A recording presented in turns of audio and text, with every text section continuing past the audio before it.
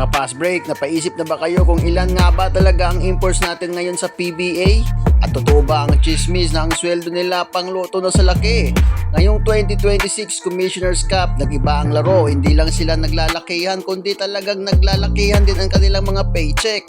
Pag-usapan natin ang tunay na budget ng teams para sa kanilang mga pambatong imports. Alam niyo ba na may total 13 imports ngayon sa liga? Bawat team ay may tig-iisa. At ang pinaka-exciting na part, walang height limit. Kaya naman nakakakita tayo ng mga higante gaya na Bol Bol, TNT na 7'3". Kahit ang guest team nating Macau Black Bears nagdala rin ng sarili nilang import para makipag-upakan sa ating mga local stars. Isang import per team pero ang impact pang buong bansa na. Ngayon naman, pag-usapan natin ang pinakamainit na topic, ang sweldo. Karaniwan ang mga imports ngayon ay sumasahod ng $20,000 hanggang $25,000 kada buwan. Ibig sabihin nasa 1.2 million hanggang 1.5 million ang kinikita nila sa loob ng isang buwan. Pero teka, may mas malaki pa dyan ang mga NBA caliber star gaya nila Bol Bol, balitang kumikita ng $90,000 hanggang $120,000 o nasa 5 million pesos hanggang 7 million pesos kada buwan. Bukod pa dyan, sagot ng team ang kondo, may sasakyan at driver at may mga win bonus pa kapag nanalo ang team. Mas malaki pa ang subsweldo nila sa CEO ng malaking kumpanya.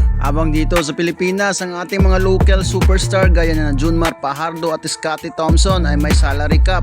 Ang maximum basic pay na pwedeng ibigay sa isang team ay 420,000 kada buwan sa isang taon. Aabot sila ng mahigit 5 million. Hindi pa kasama ang bonuses at endorsement nito. Anong masasabi nyo dito mga ka-pass break? Makatarungan ba na ganito kalaki ang sahod ng mga imports kumpara sa ating sariling mga Pinoy players? O ito talaga ang presyo para itaas ang level ng laro sa PBA? I-comment nyo ang inyong saloobin sa baba at huwag kalimutang i-like, i-share at mag-subscribe sa ating YouTube channel para sa mga updates sa basketball. Salamat po.